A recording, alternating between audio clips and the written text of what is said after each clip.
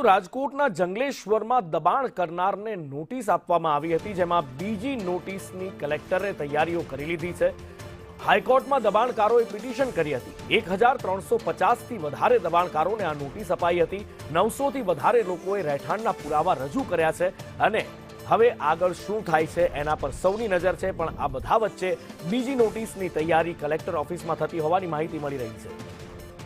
વધુ માહિતી સાથે મયુર લાઈવ જોડાયેલા છે। મયુર, 1350 લોકો છે જેમના આશિયાના પર સવાલ તોડાઈ રહ્યા છે, જેમના આશિયાના પર ઘાત તોડાઈ રહી છે। શું આગળ થઈ શકે છે? શું એંધાણ મળી રહ્યા છે જ્યારે બીજી નોટિસની તૈયારી થઈ રહી છે?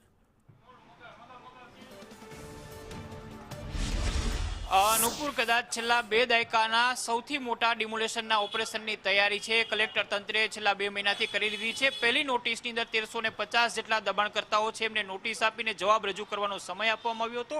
કેટલાક દબાણકર્તાઓ છે હાઈકોર્ટની અંદર પણ ગયા હતા અને પિટિશન દાખલ કરી હતી, પરંતુ સરકારી પક્ષે આ વિસ્તાર સરકારી જમીન હોવાનો અને ઝૂંપડપટ્ટી ન હોવાની વાત કરી હતી। તેના કારણે પિટિશન કરતા લોકો છે એમને પોતાની અરજી પાછી ખેંચી લીધી હતી। એટલું જ નહીં, પરંતુ જે દબાણકર્તાઓ છે એમને રહેઠાણના પુરાવા અને અન્ય પુરાવા આપવા માટે કલેક્ટર તંત્રે સમય આપ્યો હતો। આ સમય પ્રથમ નોટિસનો પૂર્ણ થયો છે, જેમાં 1350 પૈકી 900 જેટલા અરજદારો પોતાના રહેઠાણ અંગેના પુરાવા, જેમાં લાઇટ બિલ, મકાન વેરો સહિતની વસ્તુઓ છે કલેક્ટર તંત્રની જમા કરાવી છે।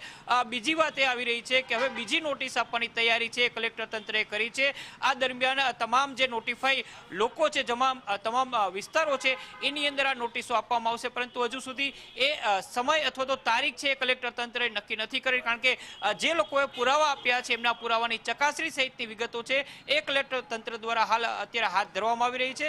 ટૂંક સમયની અંદર બીજી નોટિસ ફાળવવા માટેની તૈયારી શરૂ થઈ જશે અને ત્યારબાદ ત્રીજી અને અંતિમ નોટિસ આપવામાં આવશે અને ત્યારબાદ જે દબાણકર્તાઓ પાસે પુરાવા નહીં હોય એમની મિલકતો છે એના ઉપર ડિમોલેશન ફરી વળશે।